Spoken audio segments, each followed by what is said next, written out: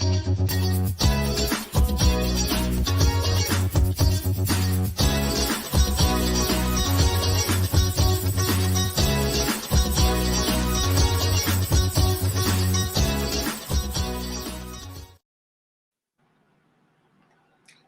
good morning, good afternoon, good evening, and welcome to BWTM Sports Gaming. If you haven't become a member, I suggest you do become a member. We've got some great things coming up on the channel itself, and it would be in your benefit to become a member today, and you'll get all the classic interviews, but most importantly, you're going to get all the new interviews coming up, dedicated to members only. This show is the comments, or when you make comments, you will only be able to make those comments if you're a member. So in future, when we do interviews, live interviews, you will only be able to make comments if you are a member. This interview in itself is a very special one because once again, we've got Eugene, Eastern European correspondent, good friend and brother of my own. And it's great to have him back on the show, particularly at this time. It's a very sensitive time. So without further ado, let's get Eugene back in the house. Eugene, how you doing, brother? I'm doing quite all right. How about you? I'm okay. I'm okay. But I am very conscious and sensitive as to what's going on at the moment. Two countries are at war, and you know I'm aware of your background, and so therefore it does make me. Every time I do think about you every day, naturally anyway, but as a friend and a brother. But I'm obviously more concerned now because of what's going on in Ukraine. So everything's okay from your end, you say? My end is fine, thank God. Been blessed like that, but unfortunately, that's not the story of everyone, right? Absolutely. So for people who are joining us and don't know our relationship, because I think that's going to be touched on quite a few times in this interview or this chat tonight. How you became a part of BWTM, a little bit about your background. Right. So my first, I guess, contribution to BWTM would be around 2014, I think. Wow, it's been that long? Damn. I think so. Wow. Might be mistaken by a year, but maybe 2015. But it's been a while. Okay. So the reason why was because as our gold medalist, OLEKSANDR USYK, was climbing up the ranks and making the name for himself, there was a lot of information about the guy that was available in Ukrainian language, but was not covered by the Western sources. And I thought to myself that theoretically, in order to paint a whole picture and for people to understand whether this is something they need to pay attention to, or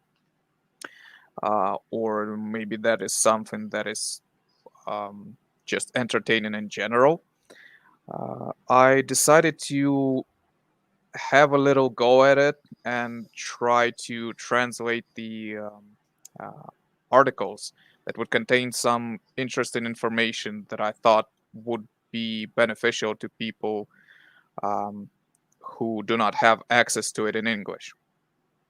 Okay, and that was really great of you, because through you translating, I was able to get a better understanding of what was going on in the Ukraine and the Ukrainian fighters.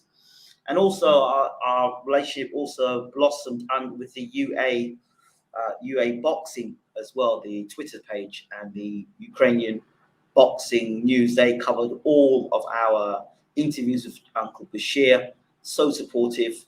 And I do want to give a shout out to them while I'm at it, and other contributing media outlets in that region that were very supportive. So I do want to mention that. So if it wasn't for you, Eugene, that those things would never be happening. So a massive shout out to you, brother. I really appreciate you. Well, and I'm glad to know that it didn't go in vain, and it was actually beneficial to someone, because otherwise everything that I would be doing would be just me wasting time, essentially. Yeah, so you've done a great job. And never ever think that the work you do and the conversations that we have don't go unheard. Absolutely.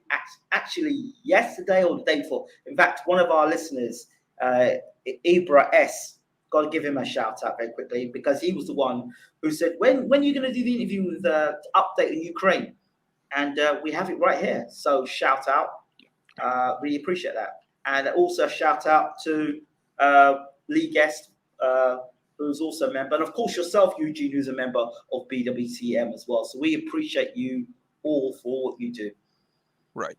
So I guess it would be a good idea to come back to the conversation we had the last time about USYK and Lomachenko and the political situation that yes, make them fall out of favor with a certain number of Ukrainians because of the political reasons and their ambiguity in terms of their political standing. Right. So since 24th of February, when Russia started the full-scale invasion, let's say everyone had to make a stance. This was not time to leave anything at the door. So whatever, people needed to identify themselves as friend or foe and be treated and reacted to accordingly. Okay. So let's start with USYK, I guess. Both USYK and Lomachenko, I believe, were outside of Ukraine when that happened. Right. And they came back. Now,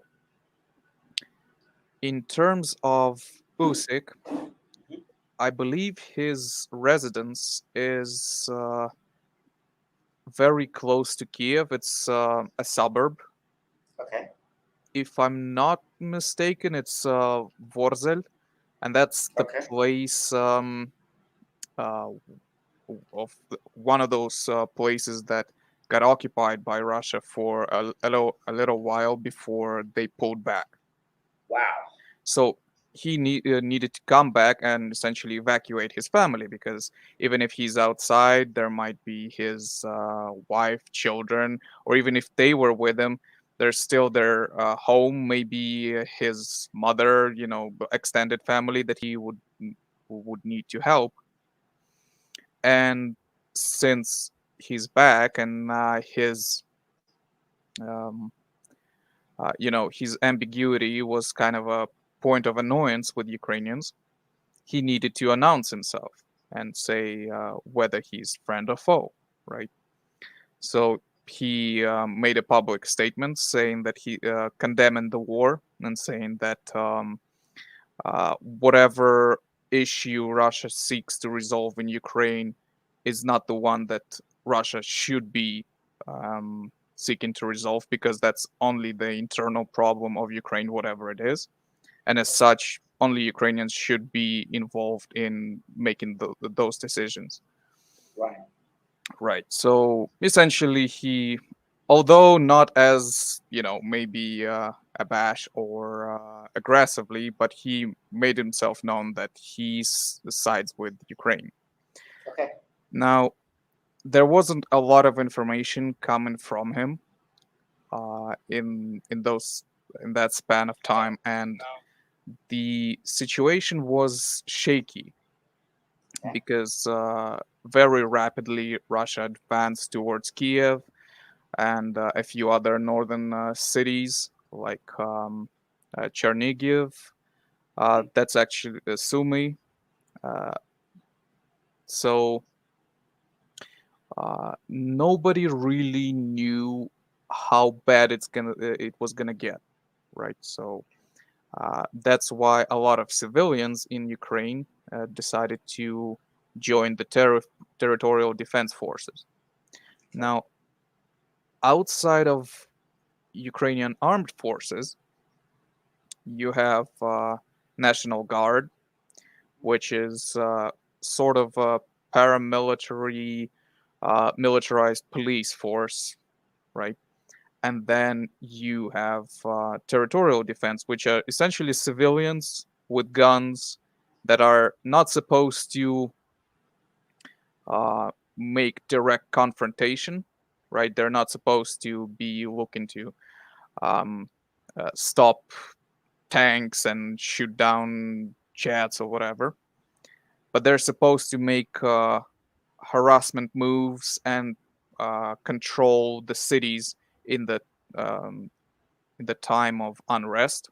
So to prevent looting, to prevent any sort of crime because police is overwhelmed. So it's sort of low key, but at the same time direct military involvement of a civilian, at the best capacity that one can have without proper training and equipment, Okay. So I believe both Usyk and Lomachenko, they joined the Territorial Defense Forces. Yeah. Now, as far as I know, the information that I have is that Usyk was busy evacuating his family from the area, and once he has done so, the situation cleared out.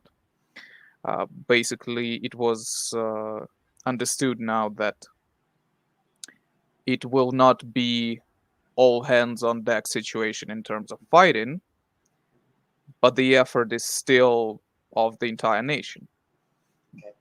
So the question was, should he stay but not participate in any fighting, which really doesn't do anyone any favors because he's not a soldier, he's not a member of military personnel, not trained, and there are plenty of those who are, right? So the Ukrainian government is not looking for just anyone who is willing to hold a rifle. They're being selective because they have an option too, right? It's Right. not as dire as people have expected it to be. Right. So once the question was raised of what he should do next, he has been consulting with a few people, Klitschko brothers included, and he basically got an answer that he should leave Ukraine and participate in support from the outside. Basically, being sort of a ambassador or raising awareness, because obviously there'll be journalists asking him questions, and also theoretically, I don't know what the plan is for him personally. I haven't seen any news about that. But if he was to choose to help Ukrainian armed forces, he would do a lot more good by donating some uh, amount of money won as a prize from the rematch, rather than being another grunt with an AK, right? Okay. So it made sense for him to leave, although he could not because of the mobilization laws utilized by Ukrainian government, which means if you're anywhere between 18 to 65 years old and you're a male in Ukraine, you cannot leave the country. Okay. Meaning, in order to be let out, you need to be given a special consideration or a request from some sort of government official that basically allows you to do so. Right. And I believe he has obtained that clearance. Right. So now he's getting ready or has already started his preparation for the rematch. Okay. So that is right. So now I didn't actually see the video, but there was a thumbnail of Usyk. He looked absolutely destroyed, like broken. And he said, "Look, I'm not mentally ready for the rematch against Anthony Joshua." That was sort of like how it came up, or the murmurings of that. Do you have any take on that?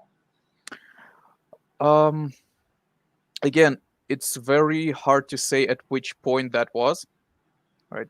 I haven't seen the video, but if I have to guess, first few weeks were a very, very depressing time because the amount of uncertainty and amount of um, uh, the amount of destruction and human casualties and everything, it was crippling to most people Mm-hmm. because there was no light at the end of the tunnel. All Mm-hmm. you're looking at is even more destruction and even more suffering, Mm-hmm. right? So perhaps being in that mood, well, he was lost. However, situation has changed, and it offers some sort of cautious optimism, right? So I don't know what the internals internal thinking of Usyk is. Again, it could be that some of his friends became the casualties of this war. Wow, that's difficult. I mean, I couldn't begin to imagine. One day you're talking with your friends, chilling out, maybe looking to go to the person's birthday. You're planning to do this and that together. Next minute, war. Yeah. And you may be sitting around the table talking about it, but it isn't like you may think, oh, it may happen, but it may happen, a long time, 10, 15 years. I Yep. remember doing a recent documentary they were showing of there was some Ukrainian women talking, going, yeah, we knew there was going to be some war, but we didn't think it was going to be like maybe 10 or 15 years from now. Not now. Yeah. And so I can imagine he's just become heavyweight champion of the world. He's go back to Ukraine. He's celebrating with these people, fresh memories with them. And then they're at war, and then he's lost friends. I mean, that must be devastating. I mean, truly must be. Yeah. So as far as that goes, I don't know how bad the situation is with him or how much has he lost or obviously Mm, people don't like to spill their guts to the public certainly not. because that's the again there's at least some certain level of pride if anything. Yeah, and today's society, people will more likely mock you for what you say and take the mickey out of what you say rather than actually Of console course. and be compassionate. It's the way Right. So as far as his it is today. I've got to ask you this. You don't have to answer this question, but because obviously you yourself has got a Ukrainian background. How much contact have you had back home? I mean, it's like a ridiculous question to ask, but how much contact? I mean, how in touch are you with what's going on in Ukraine in terms of your own personal situation? um okay, so I still have some family back in Ukraine, Ooh, right? I have my parents there, wow, um my aunt, my you know my grandma, wow. you know however, my situation has been quite a lot more optimistic because they thank God, but they have been removed from any major conflict, any major shooting. You know, Thank God, um, thank God, thank they God, thank God. that's one of the perks of living in the armpit of the country, basically a forgotten town on the border with Romania, Mhm. but that basically puts us as far away from any sort of action as it can get, essentially. Right, right, right, right, right. So on that front, I'm thankful to God that my family has been safe, and that has saved me quite a bit of my sanity. Thank God, thank God. I'm so glad to hear that. I'm so glad. Thank God that the family is safe and well. That was really important to know for myself personally. There's no way I could be doing a show like this and not ask you the question like, are you okay? See, people will ask the question as well. Listeners on the show will ask, hey, he's your brother. Why aren't you asking how things are? So I'm glad that's cleared up. How much communication do you have with them, and how much do they know about what's going on in Ukraine? They know quite a fair bit. Mm. Unfortunately, it became sort of part of our, at least in my family, it became part of our culture to be very well informed about Right. the political situation, and Yes. obviously, um, the war is just another face of politics, and that's Yes. why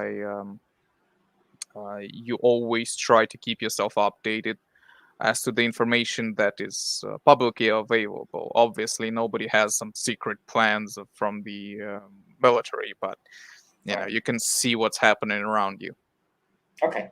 Now, while I ask this question as well, and it's slightly diverse, but stays on the similar topic. Some people say, "Oh, a lot of this." Like I've seen people go, "Oh, look, there's nothing going on in Ukraine. Look at the webcam. There's nothing going on in Ukraine." Can you give me more insight on that? Because people use these webcams. They've got these. You'll see downtown Ukraine. There's nothing going on. No military stuff. Nothing being bombed. They go, "Oh, it's all fake." But Okay, then things are actually happening. People are being killed. I mean, so can you explain to me what that's all about? sure. Well, here are the few things that you need to understand. That first of all, Okay. the times have changed, and we don't have the World War II levels of bombarding and glass in cities, as you would see either aerial bombardments of London or of Yes. Berlin or whatever. That is Yes. not something that happens much today. It Wow. would be very Okay. localized. It would be because the amount of the munitions are becoming more precise, and um, the targets that you are hitting, because the munitions are more precise, they're more expensive, so you're looking where to drop them with the most effectiveness. You're not Right. looking to level a city block, you're looking to level some sort of military installation. And those would not be downtown in Kiev or whatever.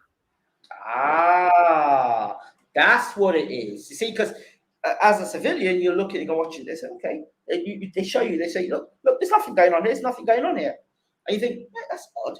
Why is there not anything going on? People are not running. People are walking sort of the streets quite casually. I'm like, this might be a war going on, and there's bombs being dropped and this and that, and casualties and all this stuff. And now it kind of makes sense. I mean, I'm not educated up on that thing, so I'm glad you Right. kind of brought me up to speed. So thank you on that. Right. So whatever is, and again, that does happen. There is city called Mariupol. Hmm. It's located in the southeast of Ukraine, uh, Hmm. on the shore of Azov Sea, and that city is being leveled. There's quite a dire situation over there. It's still being held by Ukrainian forces, and they're surrounded there. Wow. They're putting up fierce fighting, and um, obviously because that city is besieged, all the webcams or whatever you would have from that city, they're all disconnected because you don't want the other side to use the webcams to correct their fire, essentially. Because otherwise, you could just imagine if it's some sort of a artillery unit, well, they can just watch on the webcam where their hits are landing and correct those accordingly in real Hmm. time. So Okay. uh, information gets cut down because you're just hurting yourself by letting everybody freely see this. This is not because there's some kind of conspiracy. It's because easily available public information in real time Right. hurts the war effort. Okay. So that is why the things that you see coming out of Ukraine or any sort of losses, um, any sort of military action will be delayed in time first. Secondly, you're not going to see most of it. It's going to be just highlights of certain events because not everything is being filmed all the time. Okay. And yeah, the inform this is most, I would say, the most, how do I even say it, filmed, I guess, documented war in recent history. There has never been any major conflict that would have this level of documentation, Okay. because everybody has a camera in their pocket, right? Mm-hmm. So that's where it becomes like you have a lot of information, but it's all scattered, Mm-hmm. right? Right. Okay, let's talk about Lomachenko. Right. Lomachenko, we know that there was a fight that he was going to have against what's his name? George Kambosos in Australia. He declined that fight, from what we understand. Now we have Devin Haney stepping in. Explain Mhm. that for us. Now, I don't know the situation with Lomachenko because he is very close to the place I'm from, Right. and that place is not very active in terms of fighting. At least hasn't been for now, right? Right. Uh, I'm not quite sure whether he doesn't want to. I've seen some reports that he was offered a chance to have the Leave. same option as Usyk and leave the country, uh, and he has declined it apparently. Mm. Uh, But Again, remember, do not know his situation. Perhaps he's involved in a wider effort, either okay. buying equipment and supplying whatever units in Ukrainian army that need to have some sort of capabilities increased. Let's say drones for recon, or Yes. thermal sights, or even armor plates. Sometimes Mm. you don't have that many armored vests at any given moment. So when you increase the size of your military, now you have a lot of people that lack basic equipment outside of having a gun. Okay. So But perhaps that's what he's doing. I cannot really say. can you take us back to the pressure? There seems to be a bit of pressure on uh, Lomachenko to come back to Ukraine, because at one point he was away from Ukraine. I believe he was on holiday or something, and there was things flagging up about him being on holiday. Why isn't he in Ukraine with all the rest of their fellow Ukrainians? Right. Well, it's kind of how do I even say? Um, when all the people from like Lomachenko and Usyk came back, Mm, the situation was very dire, right, and it perhaps they would need to come back to at least get their families out. right. Perhaps they would, you know, there are multiple reasons. Perhaps they would need to help their families, or at least keep the peace in their local town or whatever. You know, Hmm. it Okay, was a very communal effort right. to Got it. keep Got it. things stable. Okay. Vitaly Klitschko, the mayor Right. of Kiev. So he's a trained soldier then. It's not like photo ops. He's actually a trained soldier. He is trained. The pictures that you mostly see of him wearing Yes. camo and with a um, with a machine gun, Yes. they are from military training exercise that he was part of, not Yes. from him actively fighting on the front line because he has other job to do. Yes. Now, both him and Vladimir, right? Yes. They're both in Kiev, and I guess supporting each other mentally, right? Yes. Um, they're busy. Well, obviously, Vitaly as being the mayor, he's busy restoring the infrastructure and providing any sort of assistance that he would need to provide to the war effort. Maybe um, the army needs access to something, or maybe um, I don't know, maybe some kind of uh, humanitarian Okay. effort needs help distributing supplies, I'm confused. I'm confused because he said in a video himself. He said, Mhm. I would like to just or I'm kind of like putting the words together, but he's something summarizing. He said, I would like to just hit them with a right hand and fall over. This is not boxing, so I had to kill them instead. So I think he killed 8. He talked about killing 8 Russians. That's what he said. Something like that. I haven't seen anything like that. You would have to share that with me I because will share that link with you. He said, oh, and he was speaking in English. It would have been easier for me to hit one with the right hand and then fall over. But this is boxing. This is war. It's not boxing. This is war. And instead, we had to kill 8 Russians.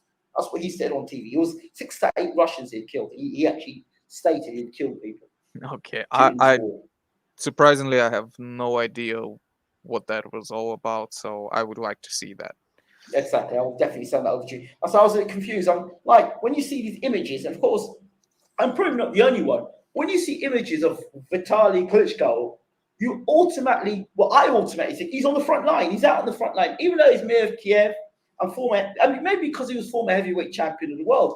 You just automatically think he's on the front line leading the troops. That's what you think, and the way it's instantly think your mind. But when you really sit down and think as you're talking about it now, why would he be on the front line fighting when he's the mayor of Kiev?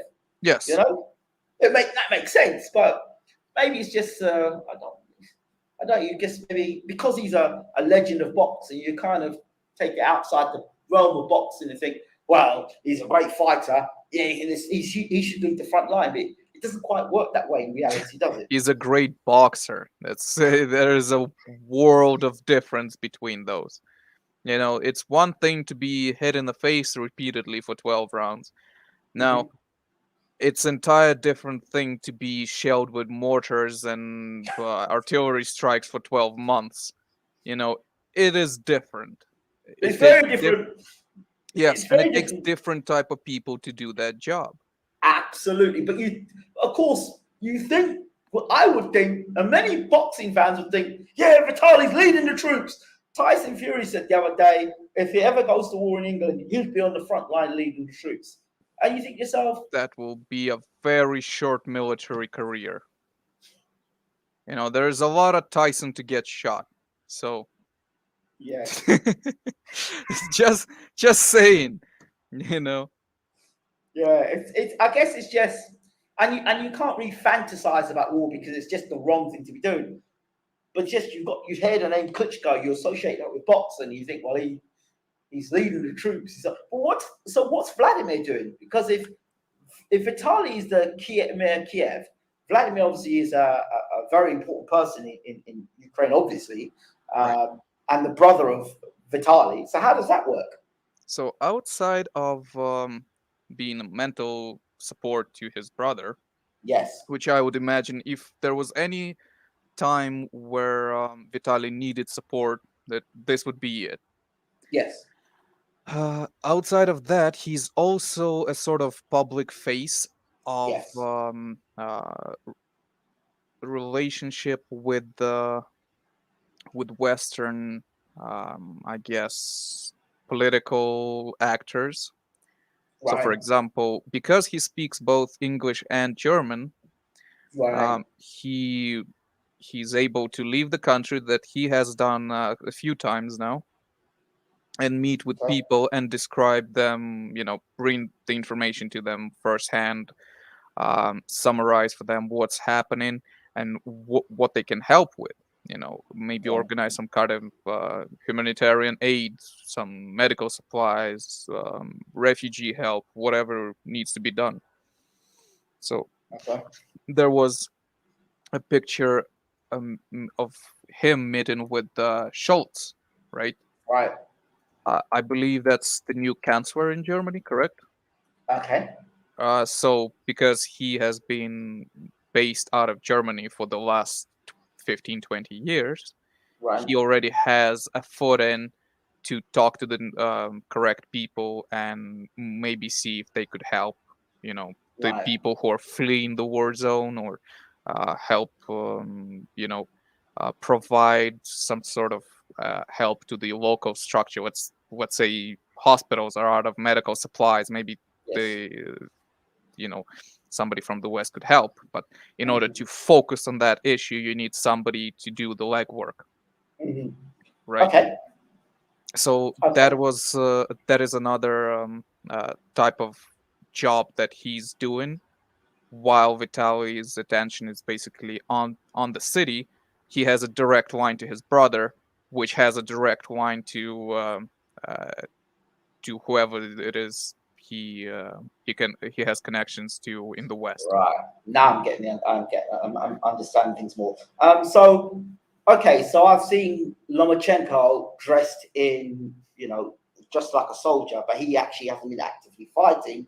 He has been trying to rally the people of his community and get them to safety or get them out of Ukraine. That would make more sense. Just like Vladimir and Vitaly. And I guess Victor Postel, would that be the situation with him as well? I have not seen anything from Victor Postel, but I haven't been looking. The last thing I was busy with is looking for all the boxers from Ukraine and seeing what they were busy with. Anybody However, else? remember the silver medalist, Denis Berinchik? I was just thinking about him. Go ahead, tell me about him. Yeah, so he has quite a strong position. It's a very pro-Ukrainian position, always has been. Like he has been vocal about it, and he also has a second, like sort of fortifying reason behind it, is that he's from the eastern part of Ukraine that is currently, like, he comes from, was born in the city that is currently occupied in the east by Russia. So I've seen at least a photo of him with his friends in camo. I guess they're organizing. Now, again, whenever you see people, there is one thing to see somebody wearing camo. That doesn't mean much. But if they do have a weapon on them, that, like Lomachenko, for example, did, that means they have been issued a weapon, and it probably means that they're part of the territorial defense force, as I described, those civilians that are self-organizing in order to protect the city.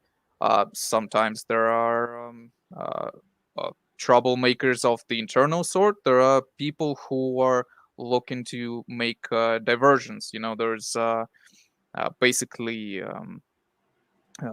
hostile forces that dress in civilian and sneak in to get recon of the area, or do all sorts of damage that they can have.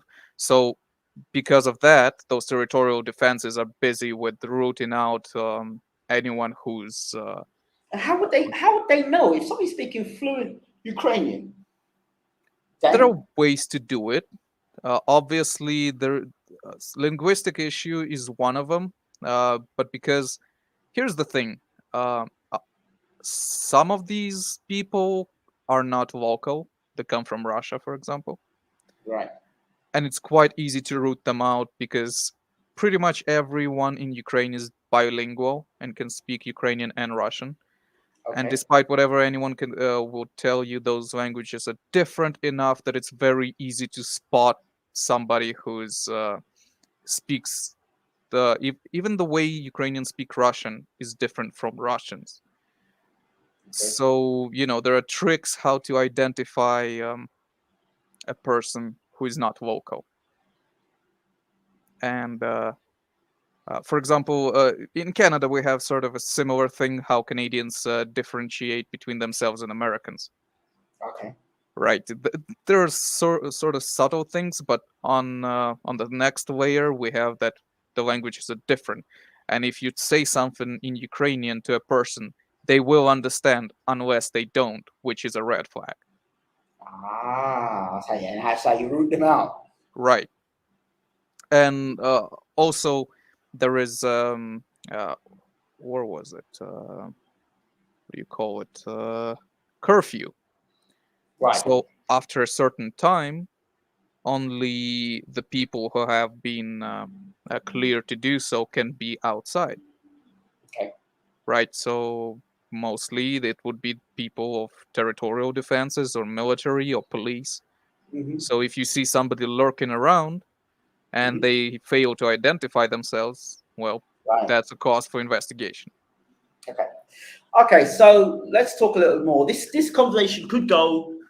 I know you've known me for a number of years, but there's certain questions I'm going to have to ask you that may be it won't be uncomfortable for you because of the relationship we have, but it might be uncomfortable listening for some viewers and for some listeners, and it might be uncomfortable for just people who don't quite understand our connection. Now, I have to talk about this. Now, it was about, let me think, when's the last? About 3 weeks ago, I spoke to a member of my family. Can't say who they are, but a very, very close member of my family who actually is connected with the movement of Ukrainians coming into the UK. So they were involved in the immigration process, pretty in a good enough position to be able to, and they said, "Oh, look, I'm going to have to work. I'm going to have to work extra. I've got overtime." I said, "Why?" I said, "Because we know we're going to be getting Ukrainians into the country. Even if they haven't got a passport, we're going to get them into the country because we need to get them into the country, right?" So there's a number of things I want to talk about here. First, I want to talk about from a position of Uncle Bashir, which he quite openly talked about on the channel. He talks about being in a certain part of Ukraine, and Vladimir's warned him to get out of that area because it was just not only a not great place for him to be because of what he looked like, but also the threat of war or invasion, or however you want to call it, at that place at the time. So I think you were on the show anyway when that happened, when he was talking about it. Maybe, but I don't. You had a few shows with him recently. I haven't seen them all. Okay, so he was talking about being in a particular area of Ukraine where he basically had to be removed from that area. Vladimir said to him, "Get out of that area. Get out of the area," and he said, and Bashir said he never went back to the area after that. And he said, "Thank God, because that's where Russia invaded the first one." Right. I think it's Crimea, I think. So explain to me about that. Wouldn't be. If it's recently, he probably was around Kiev, but one of those approach routes where Russians were coming from. Yeah. Okay. So that would be my guess. Yes. But anyways, keep going. Yeah. So, we've talked about. There's a lot of. So the way the people of color or Africans have been treated in Ukraine, I've seen, and again, I'm very careful in terms of what I see on social media. Snippets can tell one story and tell a different story. Like there were Africans being denied on trains to get away from parts of Ukraine, which there was invasions, or there was trouble or incoming trouble, and they were trying to get away, and they were being denied getting on the train. Now, I'm not being an apologist here. Neither am I going to jump down the throat because I wasn't there. I don't know. It could simply be a situation of there was the next train coming and that train was full, and so happened that situation was filled, and the guard was saying, "Look, no, we can't get you on this train. The next train is coming in a couple of minutes. You can get on." It could have been that, or it literally could have been, "No, you are not allowed on here whatsoever," and going on. I've heard stories and rumors and murmurings of that coming out of Ukraine, which were of a concern. That's why I'm coming to ask you about it. Right.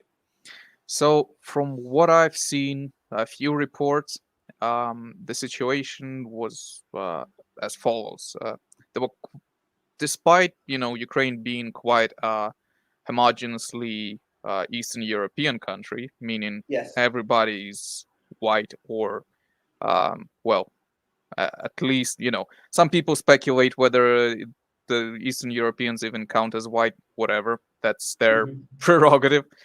Yes. but basically, Ukraine still has a sizable amount of people coming from other parts of the world, and that look different. We That have black. some black, some are Indian. So there are a lot of Okay. students who study medicine or some Hmm. other, um, I guess, fields Okay. that are in Ukraine, but they're not the. Well, you don't really think about them because they're not that many that you would see any side of Yeah. sort of Yeah. difference. Mhm.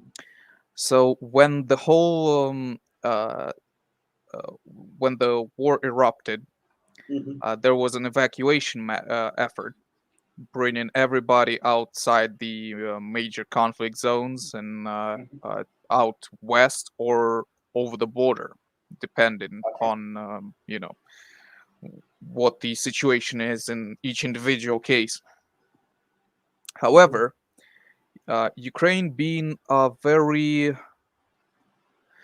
I would say, in the old world, understanding it, conservative country, Okay. women and children go first. Yes. That's just it. It's like Titanic. It doesn't matter whether you're a foreigner and you have a right to leave the country, unlike the local men who are obligated to stay by law. Mhm. There will be people who take precedent to you when it comes to evacuation. Right. That's just how things are handled, and um, basically, there's very little flexibility in that stressful situation to consider every situation, right? Everyone's personal environment. Right. So there were a few people who uh, were trying to leave and either um, did not get the correct information, or the people they were talking to did not have the information and shrugged them off because they were busy doing something else, Okay. right? Um, that's one of the uh, answers I could give. Mhm. And the other one, um, I've seen reports of, let's say, some guy from, where was it? Either Congo or somewhere from Africa. Mhm. Mhm. Um, he been told that, oh, we're gonna give you a gun and you can fight for the country, right? Wow. And he was basically, no, like, I'm not Ukrainian, right? I'm leaving. Now I don't know who been talking to him, because again, it could be a military official or just whatever, being cheeky about it. You know Mhm. that can happen. The people in the military have weird sense of humor, Right. right? It could be that a person literally got an order to not let anyone out who's a man and can carry a gun, and he decided to stick to it so like fervently, he did not even consider that this person is a foreigner because he's already here, Mhm. Right. right? You've got people like that around the world. So that's not Yeah, just to Ukraine. That's around the world. yeah, that Yeah. could be just pure unprofessionalism. Just a Yeah. person got a direction, told to not let people out, and he is not given any concessions, even if they're reasonable. So that could Mhm. happen as well. Again, I wouldn't know because I haven't been there, but Right. these things happen. Okay. Um, How? Okay. Keep going. I think that's about as much as I can think of. There were Mhm. some issues with people being complaining that they had issues crossing the border. Mhm. That I don't know, they weren't bused to the border. They had to walk for several dozen kilometers, let's say. But that's also the issue with a lot of other people. Like again, uh, there are a lot of situations in which women and children take precedent, Right. right? The white or black or Indian, whatever. Um, that's just how things are done. Now, Right. you can feel whichever way you want about it. That's just how it goes. How it is, yeah. And when you're in the situation where you don't fully understand what's happening, maybe your language skills are not up, Up to scratch. right? Maybe overall people are don't know themselves, so they don't explain much. They just do what they've been told and don't explain themselves. You're left with a situation where people are shrugging you off, and you're guessing what the reason is behind it. Is it because the way you look, or is it because the people you are trying to approach are not very interested in dealing with you on top of everything else? Yeah, that is another thing as well, of course. Of Right. course. And again, I cannot deny that some of those people did encounter some racist people. Those people exist in every country of the world. There's They do. nothing you can do about it, and you will meet them whichever country you go. Unfortunately, you will. So now let's push this on a little further. So okay, these Ukrainians who are going to get shifted, some of them are getting shifted from Ukraine and brought into the UK. Now, the benefits they're going to get, they get a passport, they're basically going to get looked after now that they enter they resettle into the UK. And I've read some reports already.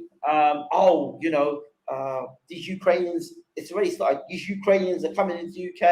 And let me take this a step back. I read something about, must be like 5 years ago, I read something where it said that the way they were going to destabilize the UK and cause a race war was to bring people from different parts of Europe, flood the country, and then afterwards make the people in the country who need to be looked after first and foremost, they will be ignored. And the people that come into the country, fleeing another country from war, will get treated well, which would put the backup of those who are in the country already and not being looked after. Right. So that is literally taking the people from one country and a destabilized country, and then bring them to another country, thinking they're fleeing war, but they're really coming into something that's even worse because they're resettling an area of people who are going to be pretty contentious because of the way they're being looked after. Well, Yes. we don't get this and we don't get that, and we've been waiting on the housing list for God knows 20 years, and we're still living in a flea-ridden one roomer, and these people come in and they're getting preferential treatment. Is that, and you've got that situation there, and then to add on top of that, no disrespect to some of the people from Ukraine, but they may have their prejudices already, which may suit a certain agenda in the UK, if you understand what I'm saying. So that it does not cause real problems for them when they're in the UK. In your opinion? Okay. First of all, yes, people who are not happy with any sort of support or benefits that they're getting from their government should raise that issue with their government. I would not expect anyone to, again, it's unreasonable to look at Ukrainians and see the source of your problems when the only people who can solve your problems are within your government. They're the decision makers. That's what a logical person who's thinking and a bit educated would do, but unfortunately, sense isn't common. If it was, we'd all have it. That is one thing. Second, now there is a question of why geographically the UK, when there are countries nearby that are a lot better suited to house a lot of refugees. Poland has taken a lot of people. Romania has taken a lot of people. But you gotta keep in mind that they've taken so many people and so rapidly that they lack the basic infrastructure to house everybody. There's only so many rooms in a hotel and so many, I don't know, maybe resorts that you can pack people to. And then you also have an issue of everything like public transportation. Like, imagine that a bus that is in the rush hour is always packed now has to like carry 3 times the people because there's so many people from a different country in the city specifically. right? So that's why some of the countries in Europe try to relieve that pressure by moving refugees further into the Europe, or like UK or Germany or Yes, France, whatever. yes, yes. Because yes, the first place where people go is Romania or Poland, because those are Yes. the first safe countries that you can reach. But then there is a question of again, local politicians may talk to the rest of Europe and say, "Well, we need some help here," right? Mhm. And sometimes money is not enough to help, because it takes time to build up the infrastructure, Right. right? So that's a second issue why people might end up in the UK. Mhm. And to further add, uh, there were always a few people. Uh, I don't know how many. I would imagine the percentage is not that low, who just wanted to leave Ukraine and try themselves somewhere else, right? Okay. But never had an option to do so. Okay. So the next sort of uh, it sort of conflict point that may arise soon is, once this war is over, and it has to be over at some point, those people are gonna be asked to come back, and not everybody's gonna want to. Okay. Right? There are people who don't want to stay any minute that they have to, because they are just resolute on the fact that they already have a home, and whatever they are is not home, right? So Okay. they just want to come back home as soon as possible. There are gonna be people who don't, and plus getting all the benefits, life is cozy, you know. Okay. So that's gonna be another point of tension of, having people like. Uh, Basically, the situation was always going to be a mess, but such is the war, right? Right. So there are no fairy tales to tell. Dealing with people is hard, because people are all different. They have different motivations, and Yes. the situation. Maybe some people are happy to stay in UK. Some people will find it horrendous and would want to leave. Every situation is going to be different, and you're going to hear stories that are all wildly um, different in their content, Mhm. and you just gotta realize that's what it is. That's how humans are. So, a Ukrainian coming to the UK, Hmm. put yourself in that situation. Are you? You've adjusted. You've gone from Ukraine to Canada. Your first year being in Canada, how was it for you? Depressing. Okay. Um, how do I even put it?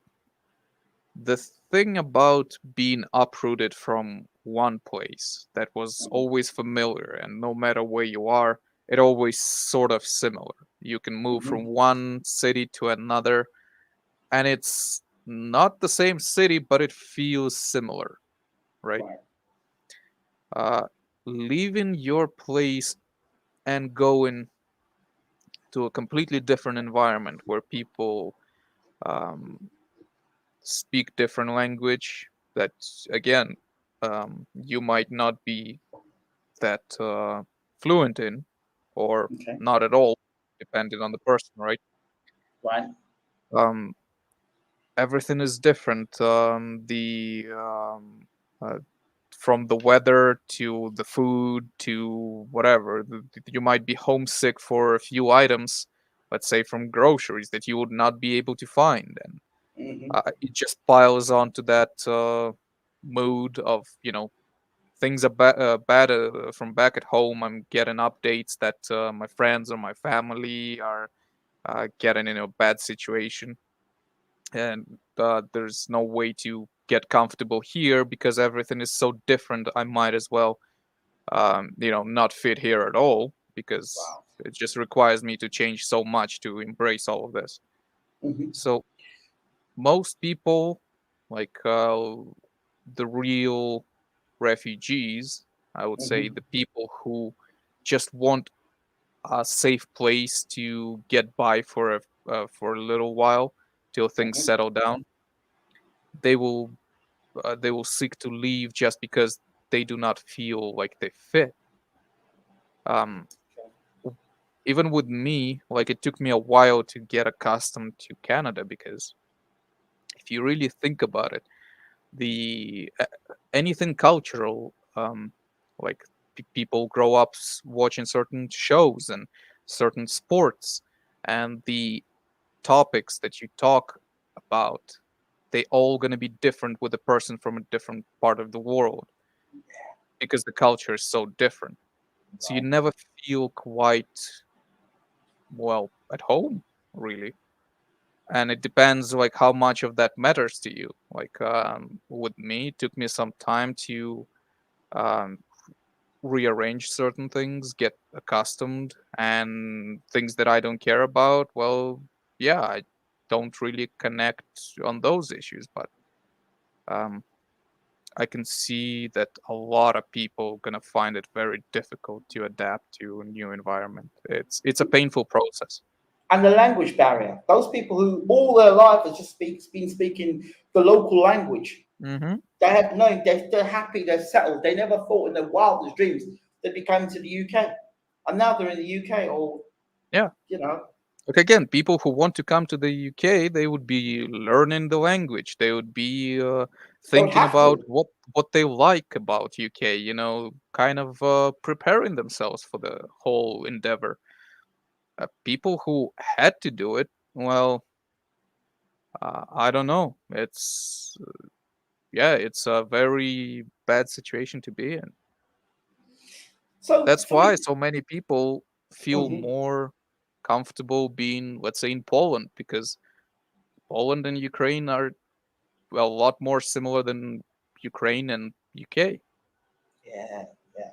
So with COVID and the fallout of COVID and people being unemployed, businesses not getting as many customers, so like hotels and bed and breakfast and places like that that would have lost out because of COVID. Mhm. Now, all these Ukrainians flooding the UK, for example, would that not boost business? To some extent, sure it would. Um, it's just a question of uh, how do I even put it? It's gonna help a few places that have been um, suffering Yes. from the lockdowns, from just general reduction in like visitations. Like some people live from tourism, let's say, right? There Yeah. hasn't been much of that going on in the past 2 years, right? Mhm. Um, it it might help them, but it also creates a certain obstacle, right? Mhm. Uh, because well, let's say the hotel was providing um, accommodations to um, well tourists.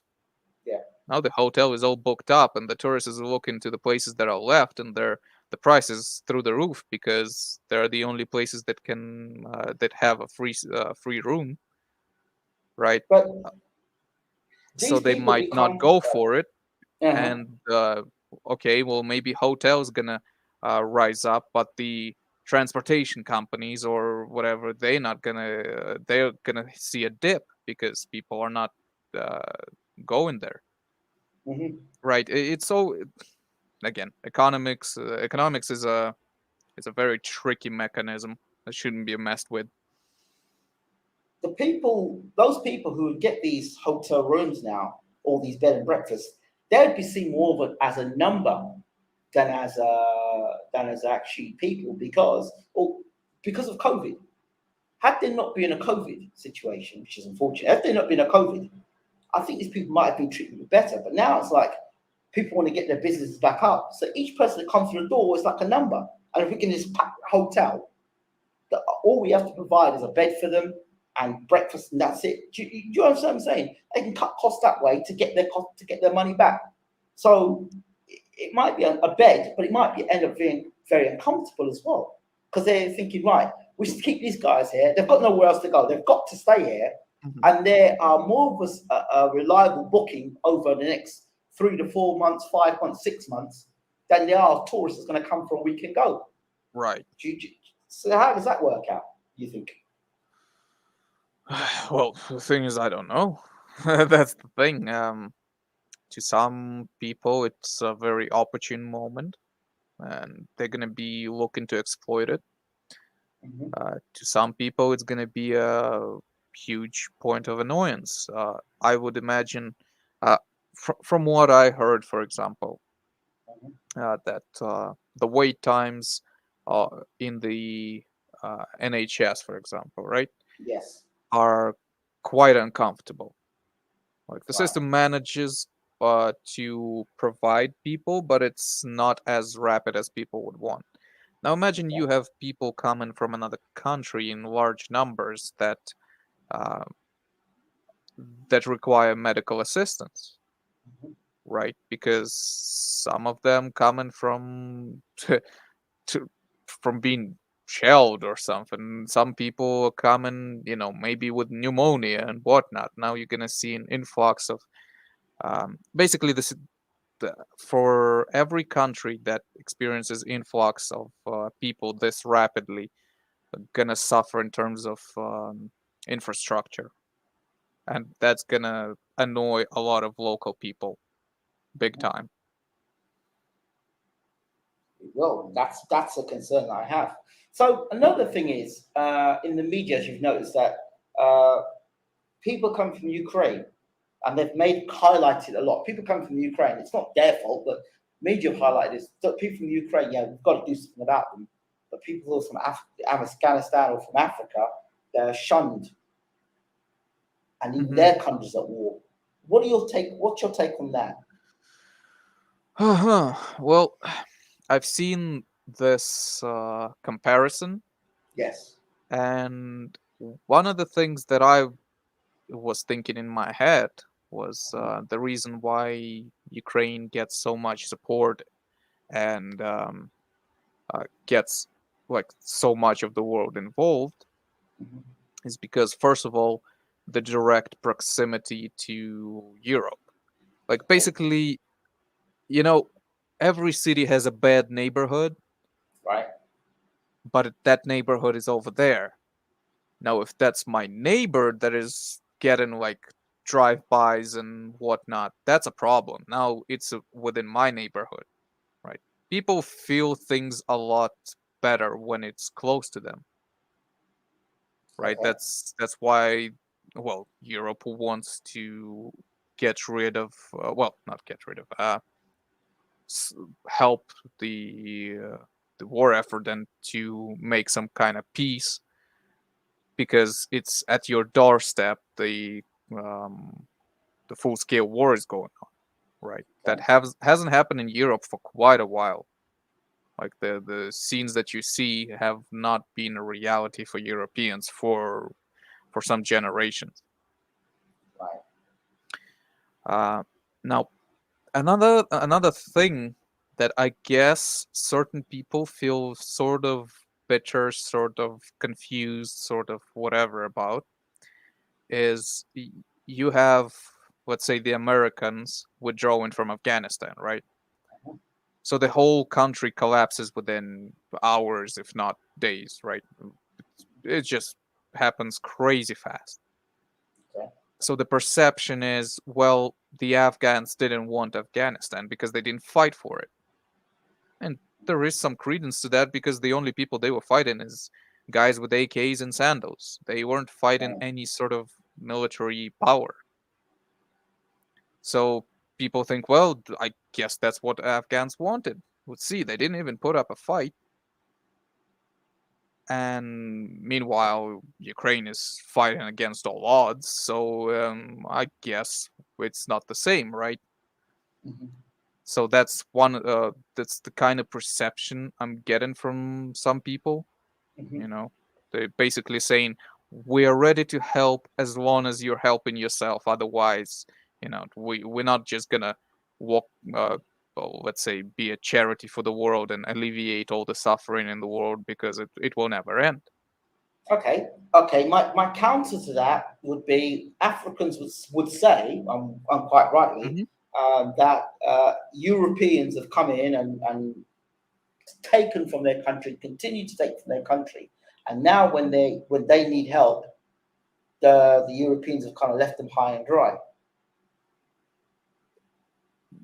Yeah, you could say that.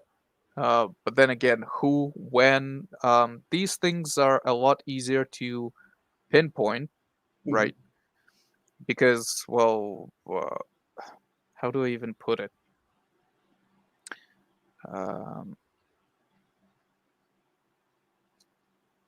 It's sort of a question of scale, but at the same time, it's also question of, again, proximity, right? I remember when I was a kid and 9/11 happened, right? And Yeah, I was watching those things on TV, I was watching too. and to me, it was kind of difficult to understand what is happening and to be horrified. It was more bewilderment. It's like, why is this crazy stuff just happening? But if you were a kid like me, but from New York, I would imagine it would have hit a lot different. Yeah, traumatized even more so because it's on your doorstep. Right. So I wouldn't blame people for feeling things, being able to relate to, well, your neighbors a lot better than somebody across the world. In the perfect world, it shouldn't be like that. We should live by a certain principle, Yes. right? And that principle extends to everybody.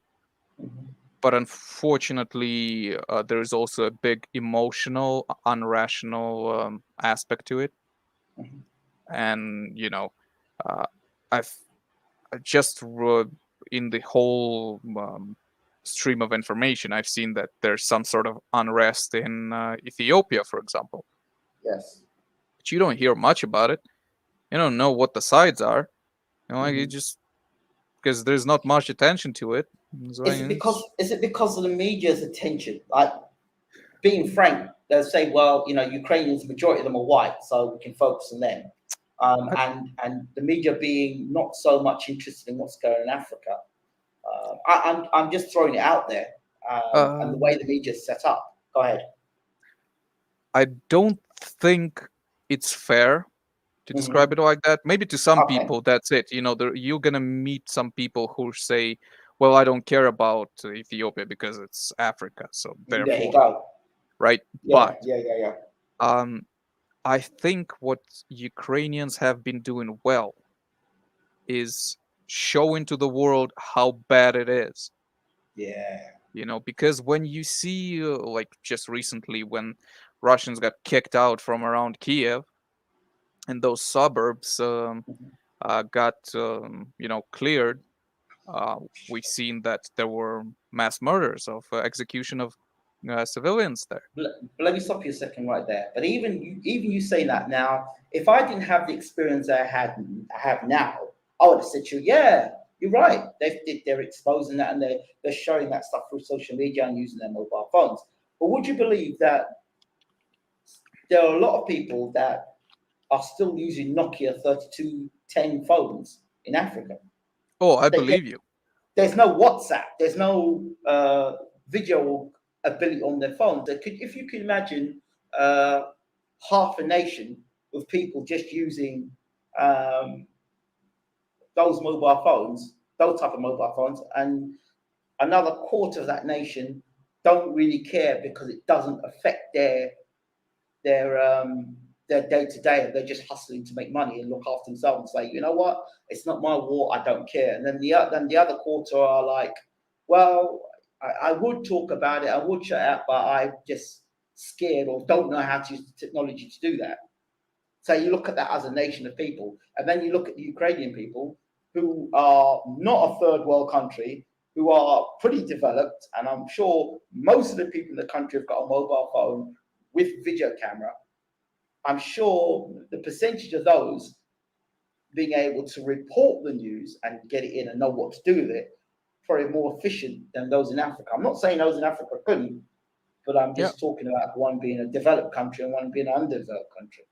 Yeah, that's one of the benefits when you have internet coverage at most of the places and you have Light, the light for technology. 24 hours. Light for 24 Right, right, hours. right. But think about this. If it was Yeah. only about Europe and Europeans, like somebody would suggest, why do we not know much about the conflict in, let's say, Yugoslavia, in Kosovo, in Bosnia, Croatia? That happened in the 90s, but because Yeah. people didn't have cameras to point at every atrocity that was happening, Yeah. we kind of know that it happened, Hmm. but what was the scale? Like, how bad was it? Um, Okay. a lot of context is missing. So, because you cannot even retroactively, you cannot open, let's say, some sort of resource and see it all, even though it happened in the past, right? Yeah. Um, it's a lot harder to relate, Okay. right? Because when you can actually see it and see how bad it is, it's kind of like the situation where people who, let's say, kids always play soldiers or war or whatever, and do pretend shooting and whatever. They're not thinking what that would actually entail because that's not the point of it. So when people are thinking about war, they have a very loose understanding of what it is. And when you Mm. confront them with the facts and with the picture of Yeah. what it does to a human body, what it does to people, um, like what a certain type of weaponry can do to entire city block, then they get confronted with how bad it is. That's why Yeah. information is so important.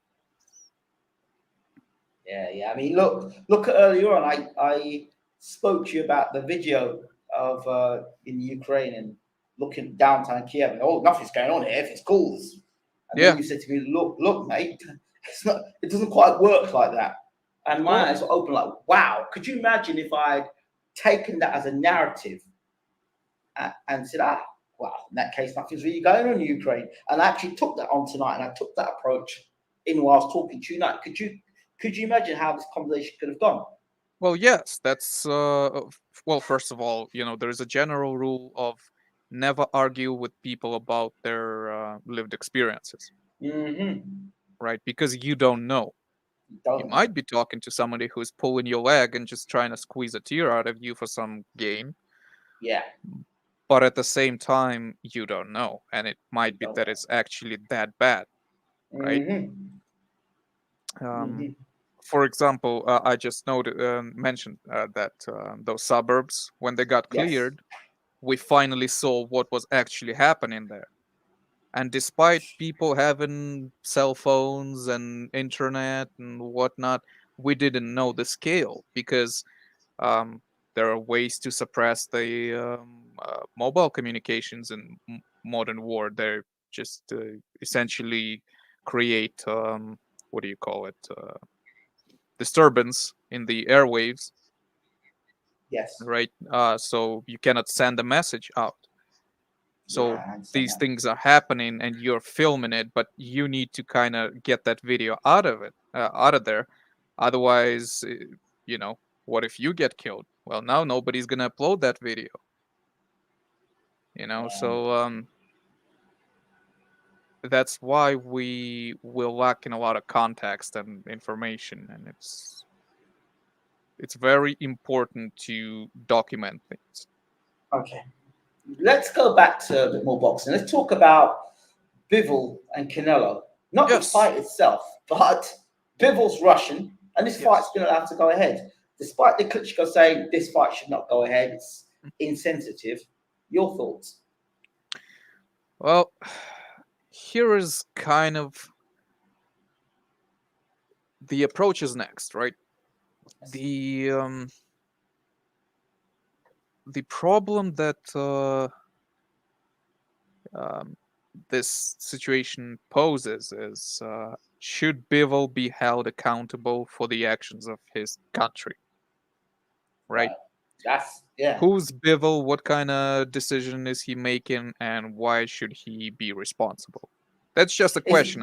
I'm not even making a judgment whether he should is or he shouldn't. is he? But is he fully Russian? I believe he's from somewhere else, isn't Well, he? he's Russian, meaning he was born in Russia, but Yeah. I believe his dad is Moldovan and his mom is Korean, Yeah. right? So Yeah. something like that. But Russian citizen, let's say, right? Yeah. Because Yeah. also don't forget, Russia is not purely Slavic Eastern European country. Like the further east you go, the more local Asian people you will meet. But that's the impression that's given, that Russia is just pure, just white people that are white. And that's it. That's the kind of mentality because of how it's sold. You know. Yeah, but that does not reflect the reality, and that is just from ignorance. Uh, it's that is that's just not it. So wait, take me back a bit. What, I know you're not Russian, but what was the whole thing about Roy Jones being in Russia? What was the connection with all that? Roy Jones being in Russia. And you got a Russian passport. Do you remember? Yeah. Oh, give me a second, because I don't remember the context of it, but for a while there was a sort of And the uh, other American, there was the other guy, the American. What's his name? Was it basketball player? I don't Or was that know. China? I know Steven That was it China. Seagal. Okay. He got a Russian passport. Okay. Anyways, the whole idea around mm, late 2000s, early 2010s Yes. was Russia was branding itself as this better than you expect place. Okay. And in order to do that, it would be helpful if very popular people from around the world wanted a Russian passport. Ah, So they would be fast tracked to get one. right. Now, what does that achieve? Like certain people would get Russian citizenship in order to avoid taxes. Ah, Right. So there was a benefit for them in terms of like money, right. monetary benefit, but there would be a benefit for Russia in terms of saying, "See, we're so good, your best people are fleeing you to join us." Well, that's going to sensationally backfire on someone like Roy Jones now, wouldn't it? Honestly, I don't know because I feel like it's just gonna get memory hold. Um, Not that it even matters that much. Hmm. Right. Well, okay. Well, he has a Russian passport. What now? Is he not going to be allowed to, I don't know, give commentary on ESPN? I doubt it. Right? It's interesting. He's got Russian. Well, then the Americans could say, "Give up your Russian passport." Theoretically, they could. But I mean, I wouldn't imagine he would hold on to it that much. I'm like, okay. Povetkin, what's he had to say for himself recently? Oof, that's unfortunate. So, Uh-oh. okay, let's go back to BIVOL real quick to wrap it up. Okay. Yep. Um, because sport is not purely sport; it is sort of political, Yes. despite how much we not want to admit it. But again, every now and then we come back to the fact that there's a lot of politics in boxing. There should be a champion from this country holding this belt and not this country. There should preferential treatment to Canelo because he's Mexican and WBC is owned by Mexicans, right? Mhm. It's always there, so you cannot really separate the two.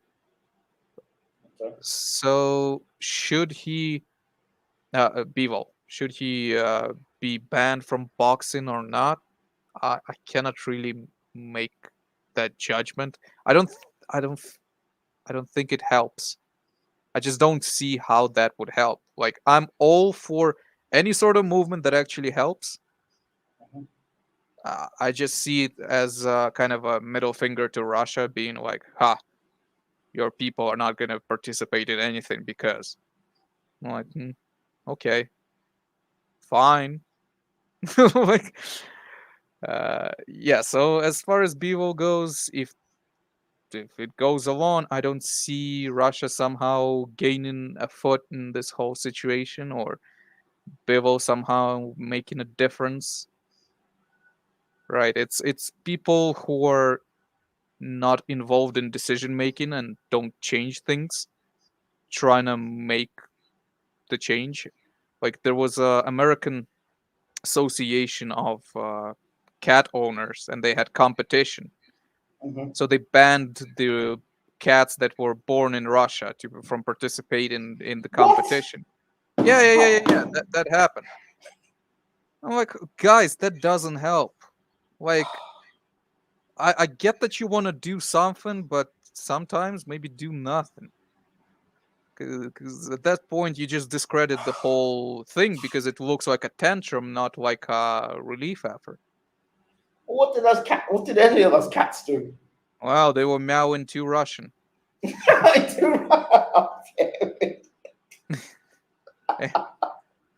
So let's go Oh, back dear to Povetkin and other Russian boxers. Okay. So what was the name of their promoter? Rabinsky? Rabinsky, Mr. Rabinsky. Right.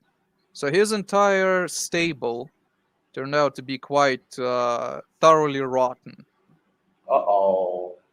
because pretty much all of them have released a message, either a video message or on social media, in full support of the war. Oh, what? Don't they have to do it because of their president? No, they don't. They But can if they literally say don't, nothing.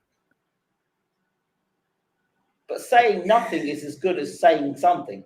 Well, it's not quite the same. Well, Saying no. nothing means you're, well, being sort of a coward. Yeah, but you're a public figure. And then, so if you're Well, a how public public? figure, Povetkin is retired. yeah, but he's still considered a superstar in Russia. Come on, Alexander Povetkin, he'd be considered a superstar, right? Okay, well then that just means you made your choice. And but hold on, that'd be like Alexander Usyk not saying anything, heavyweight champion of the world, unified heavyweight champion of the world, not saying anything. He's got to say Right. something. Guess why so many people in Ukraine were mad at him about that? Exactly. Why he lost so much sponsorship in Ukraine and, was basically treated as a leper. Because, well, if you're gonna be part of the society, you gotta decide which party of it you're gonna be. But in terms of Russia, Russia is the aggressor. So in case you support that, you participate in it. If not actively, then, well, Yeah, but surely there'll probably been somebody close to them in their PR circles or their political circles that would say, "Listen, we need your support on this, or we need you to support what the president's doing, or if you don't support, it's not going to look good. That you're not supporting this country. You're a Russian, blah blah blah blah blah blah blah." Sure, a whole spill would have come out to those actors, actresses, doctors, whatever. People who are public figures. What do you think about this war? Do you support your president? And if they're asked that question, surely they've got to answer. Or would you answer voluntarily? Again, I'm not supporting what they're doing, but what I'm saying is that the fact that if it's put on them, is it better somebody puts that pressure on you to speak, or you come out and speak it yourself, being in their position? I'm only speaking from being in their position, of course, not. Yeah.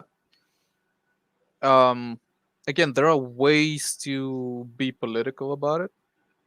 Like, sometimes you get asked a tricky question. Like, let's say there is a boxer on a press conference, and they've been asked a question that they don't want to answer, not relating to this issue, right? Just Yes. in general, and they give a non-answer. Yes. Oh, I'm gonna try my best to utilize my skills and nivellate his skills, and yeah. And you're like, well, you didn't say anything. I might as well just ask something else, like, what's your favorite? I don't know. Pizza. Yeah, that would be informative. Yeah. This is garbage. Yeah, but you can talk an whole load of garbage because you're a superstar. You are allowed sort of like a little bit of privilege to that's kind of the privilege of being a superstar. You can kind of get away with talking some nonsense because of that person. But if it's Joe Blogg saying it, you're probably going to get run over. You know. Mm-hmm. Well, the reason why I'm saying this is you can give a non-answer, Okay. right? But these guys like came out with a full like essay on why everything Uh-oh. they do is so awesome, and they support their president, and they support the war effort, and everything we do is right, and everything they do is wrong, and therefore go Russia. Well, did you really have to say that? Like, what was the price of not saying that? Because I don't think it's freedom or anything. I don't think their bank accounts would get seized, right? So it's essentially, well, for the monetary benefit, Yeah, that would be the first thing I would think. yeah, they decide to, because next thing you know, they can be, I don't know, uh, getting some promotional deal from the armed forces where they are wearing some kind of camo and doing the ad of doing some exercises, whatever. Lebedev, his entire career was dressing up as the paratrooper, even though he never served in the army. Okay. That is the most ridiculous thing. You know, uh, what is it called? Stolen valor? When you basically dress up as somebody you don't from the military? Oh dear. Right, so that's a grievous offense, but again, it's a branding issue, I guess. So Pavetkin, he was saying some stuff that wasn't too clever. Pavetkin, Drozd, Lebedev, um, I believe Kudryashov, Valuyev. I'm forgetting some of them because, well, just cannot keep all of them in my head. But yeah, it's cool. But I never expected much of them. But at least you're thinking, well, how much of your input is required? None. Why are you making any? Well, because there's something to have from it. And that just Yeah. tells you what type of people they are. So now, when this comes to an end, and Vitaly and Vladimir said, "This World War III has begun," they said it. Mm-hmm. How true are they? I mean, how close to the truth are they on that? Are they saying it to be dramatic? Are they saying it because yeah, this is it? We know what's coming next. How Well, there close is are we to? there is a certain level of drama to it because not the whole world is involved in this. However, People would say the word ... yet. yes. Now, how it looks so far, right? Okay. Russia invades Ukraine. Ukraine defends itself and gets a lot of help from the West. That bit there and gets a lot of help from the West. But Right. So then, essentially, the Westerners are supplying anti-tank missiles, anti-aircraft missiles. That those weapons are used to destroy the equipment and kill Russians. Okay. So that's already participation in some sort of shape or form. okay. Now the question is is there going to be anyone trying to help Russia? Because this thing can escalate again. It depends just on the other actors. Um, China has been essentially carrying water for Russia, but hasn't participated actively because I guess they are not quite sure in the success of such alignment, right? They're always like fence sitters. Yeah. So from one side of the mouth, they're saying, "Yes, Russia, we support you. You're doing a great job," and from the other, they're like, "We're for peace, and we don't like war and whatever." So far, it's been between Russia and Ukraine, but Ukraine has been propped up strongly by the Western forces, by the US, the UK, and quite a few European nations. So they said that Putin was ill-advised or misguided into this, what was meant to be a military practice or something. It ended up being more than that. I don't know how true that is, but this is what I understand. It wasn't meant to go as far as it went. Mm-hmm. Your thoughts or what you've heard?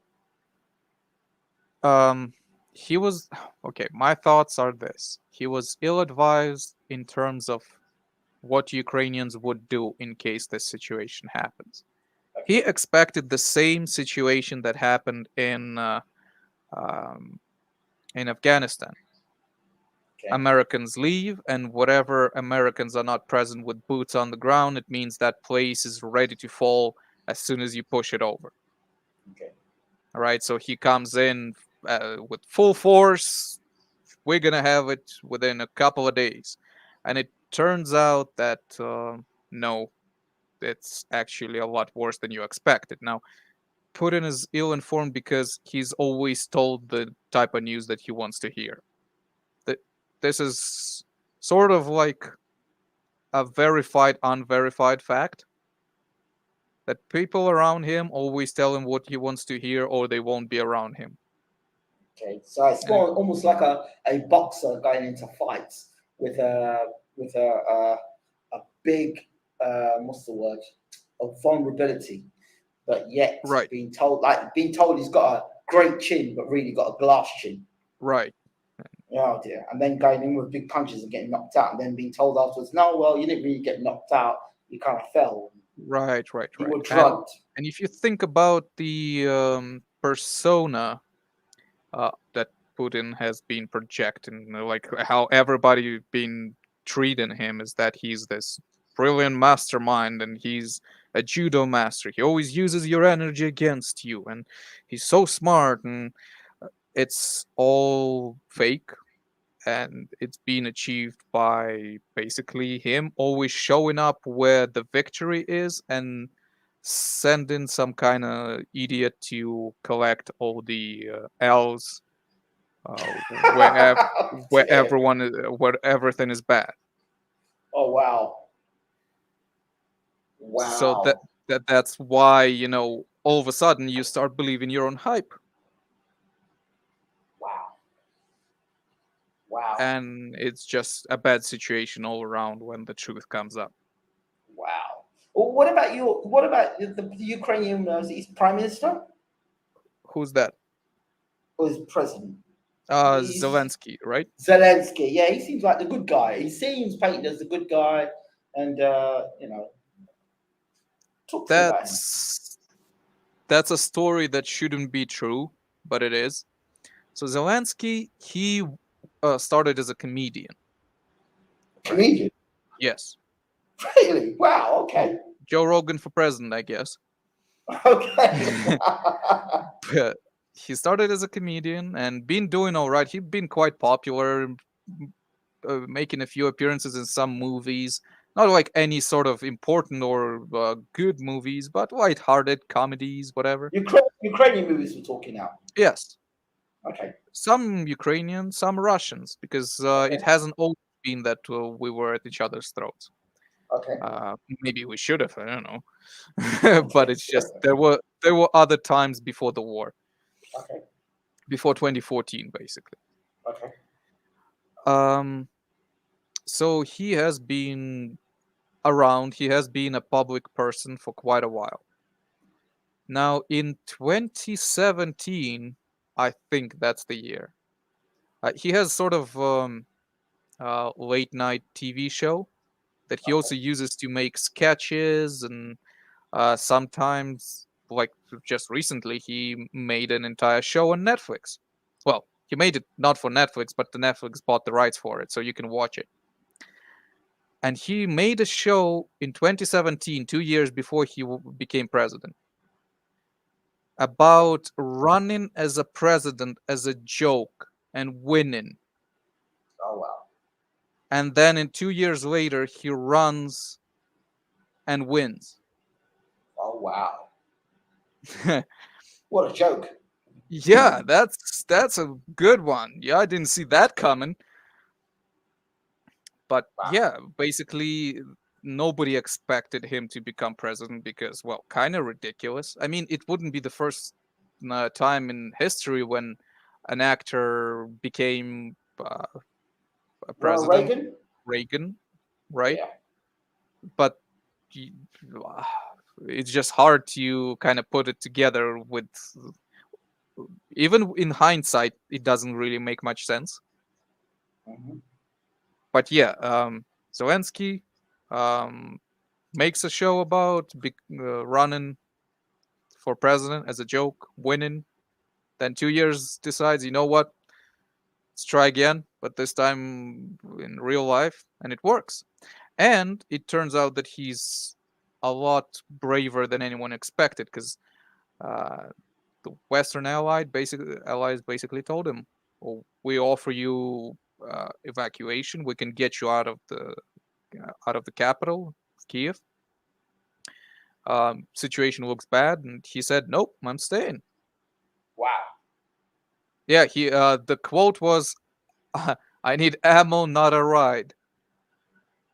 Wow. So the guy turned out to be a lot trickier than anybody would expect. That was like a hidden gem, that he's actually this brave and this decisive in the situation that most people would crumble. Wow. That's So that's incredible. That's absolutely incredible.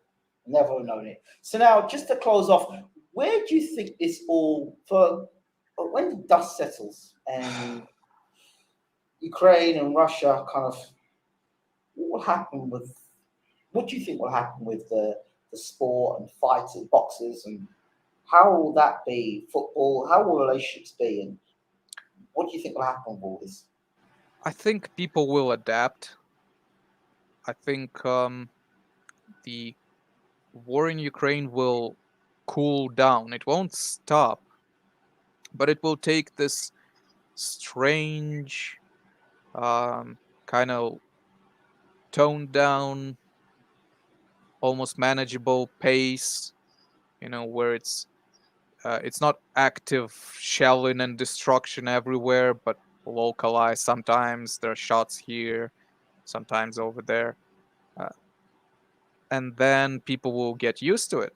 There'll be parts of the country, just as before, that you just don't go to unless you have some sort of military business to do there.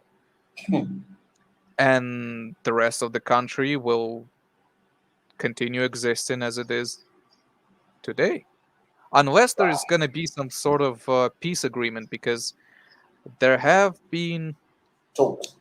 talks, and because Russia has miscalculated their war effort, right? Mhm. Um, it they seem to be in a lot worse situation than they would be comfortable risking. Because whenever you make a decision to invade somebody or start war, you kind of calculate the risks, Right. and their calculations were way too optimistic for what it is. The sanctions from the West are crippling their economy. The war Mhm. is not being waged on their terms. Mhm. It's a bad situation, so they're looking to get out of it, but get out of it with something. So they're not just showed up, got their faces bloodied, and left. Right? There's got to be something they get for Yeah, it. Yeah. I should at least, I don't know, steal a watch off your wrist. In the whole thing, to make some sort of Gate. symbolic victory, right? Yeah, yeah, yeah, Propaganda yeah, victory. Sell yeah, something to yeah, the people back in Russia. Look, we yeah. showed up. We showed them they're not gonna do X, Y, and Z anymore, so we're winners. Okay. When that would happen, well, I'm not too optimistic as far as the next 6 months go. Wow. However, I might be just too much of a pessimist, and within a couple of weeks we get some updates that everything has been resolved. Okay. Things I are can't. things are that quick in the modern world, right? Yeah. So I can't end this show without talking about James Bashir, Uncle Bashir, being in camp with Anthony Joshua, yes, out of camp with Anthony Joshua. Your thoughts? my thought is, if he stayed with Joshua for the camp, that would have meant something. Mm-hmm. The fact that Joshua is still doing this weird recycling thing where he brings people in, talks to them, and um, that's not serious. That's not how you prepare. Um, it doesn't seem to me that he has reached the conclusions that he needed to. Mm-hmm. And he may have regained some sort of comfortable spot that he is in right now, but I don't think that place is gonna be there when the fight happens, and I think he will revert back to that weird limbo that he has been in ever since Ruiz fight. Mm-hmm. I don't see the drastic change in them. It's almost like Okay. he was looking for a magic answer, he found it, and he feels good about it. And now he doesn't have to do much anymore. Change a bit of diet, change a bit of tactics. And there is not a complete restructuring, rehaul, you know. In your opinion, who do you think the best trainer for him would be? I think he should have kept Bashir. Why? Oh, he already got him in. You have a guy who have trained Usyk for 10 fights, Mm-hmm. right? Or 11, Mm-hmm. right? Uh, a guy who specializes on training heavyweights. Mm-hmm. A guy who has um, he has a boxer in his stable who has been sparring with Usyk. Mm-hmm. Theoretically, he could get Renko in. I don't know whether Vlad would accept or decline. There's a bit of a national kind of solidarity, and Yeah. some people make that decision, some people don't. You know, Okay. but theoretically, right? That's just looking on paper. Yeah. And Bashir comes out of the sort of steward environment Mm-hmm. where they could take a boxer and remold it after a failure, Mm-hmm. right? They Yeah. understand what it takes to make a winner Rehabilitate. out of a loser. Mm-hmm. Rehabilitate. They know how to do a bit rehabilitation Right. program process with proven with either proven champions or people they believe that are good enough to regain the title. That's right. And he did think something about Bashir because he did call him in, right? Yep. Now, so that means that it's not just us making, I don't know, just But he sort of. already announced Angel Fernandez as his head trainer. Mm-hmm. So how the hell does that work? Well, again, I don't know. I don't know what he's thinking. Um, that's why I'm saying he's not being too serious. You know, he brought. My guess is he brought Bashir to get a few tips. Now, tips is not being trained. Tips is feel good about yourself because you think you got the knowledge, right? It's kind of like when a new driver gets tips on how to handle a certain situation. Until you have handled it time and time again, like, I don't know, driving in the snow and don't do this or do that. Until you have done it quite a few times, none of that matters that you know the tips. And the fact that he doesn't have the guy who would guide him through that, and he brought Bashir. It just makes me think that he brought Bashir to talk, to maybe get some kind of information, and it's not gonna put a dent in it. It's interesting. Angel Fernandez may be a good trainer, but he was the same guy that was shouting, "Brilliant, AJ, brilliant!" when AJ was getting his head jacked off. So even if you are a good trainer, it doesn't necessarily mean that you will be able to reshape the boxer. Like, think about how Deontay Wilder started the third fight with Right, Tyson, mm-hmm. right? And then he abandoned it. He started good. I was looking at Fury and I'm like, Fury doesn't like this one bit, right? Mm-hmm. And then he just went out of the window after what, 3 rounds? Mm-hmm. You just didn't see jabs to the body. You didn't see him level change. He didn't make Fury guess anymore. He was just the same old Deontay Wilder, just heavier. Okay. Well, that just means that whatever they were doing with Malik Scott did not get welded into his mind, which means it didn't make that much of a difference. It was all icing on the cake.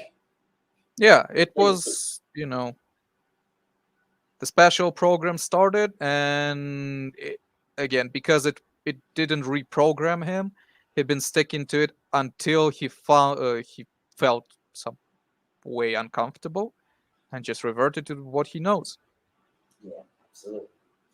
So to close off, your thoughts on everything, just generally, just how you feel about everything. I feel the world is gonna be a lot different place after COVID, after the war. We're gonna be in a lot different place, and it's not gonna be overnight.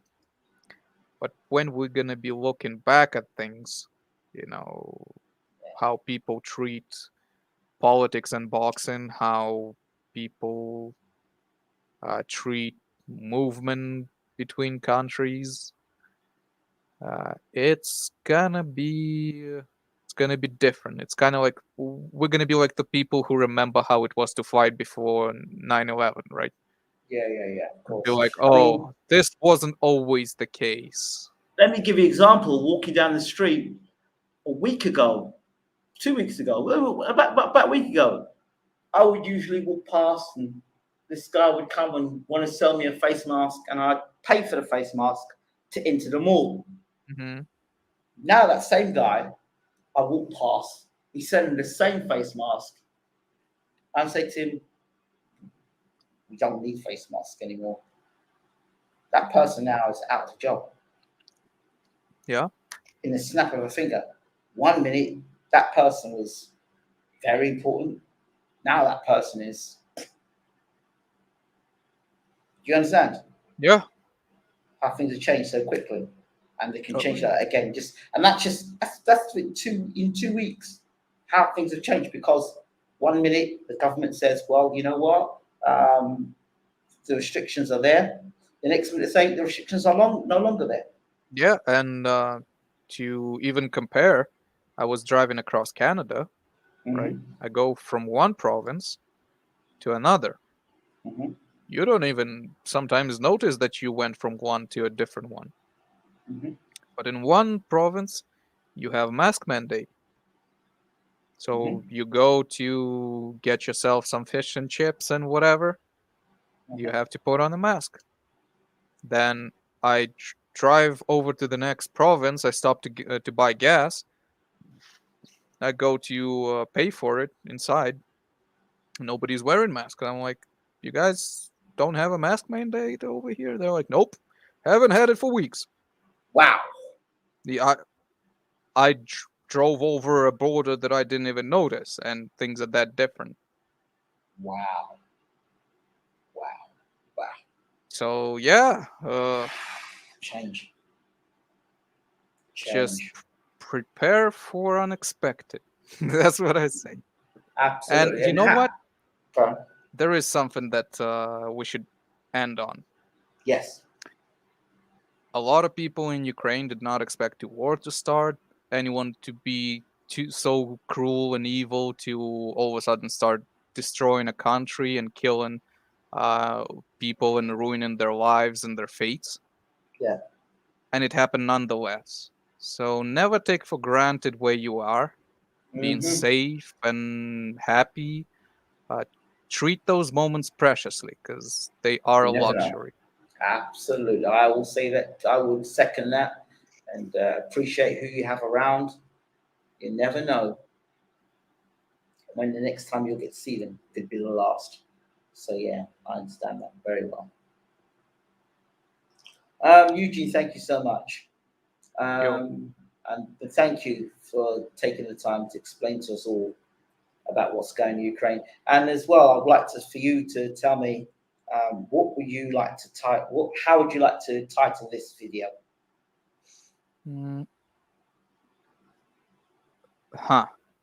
I would. Let me think. Maybe how the war has changed Ukrainian boxing forever.